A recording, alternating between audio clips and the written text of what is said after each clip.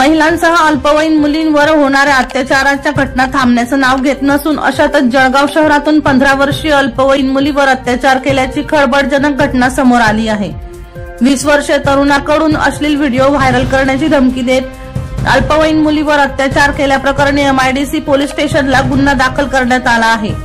याबाबत असं की पीडित मुलगी जळगाव शहरातील एक भागात राहत असून तिने MIDC पोलीस स्टेशनला फिर्याद दिली आहे। मार्च ते जुलै 2024 दरम्यान वेळोवेळी मेहरून तलाव येथील ट्रक जवळ आणि वाहनात वेळोवेळी फोनद्वारे बोलावून फोनमध्ये लैंगिक कृत्याचा व्हिडिओ व्हायरल करेल अशी धमकी देऊन वेळोवेळी शारीरिक संबंध प्रस्थापित केले। त्या जाचाला कंटाळून फिर्यादी तरुणीने कुटुंबियांना माहिती दिली। त्यानुसार मंगळवार दिनांक 6 ऑगस्ट रोजी पहाटे 3 वाजेच्या सुमारास संशयित आरोपी याच्यावर MIDC पोलीस स्टेशनला गुन्हा दाखल करण्यात आला आहे। तपास सहाय्यक पोलीस निरीक्षक माधुरी बोरसे करीत आहेत। सुनील पाटील यांचा रिपोर्ट, बुलंद पोलीस टाइम्स, जळगाव।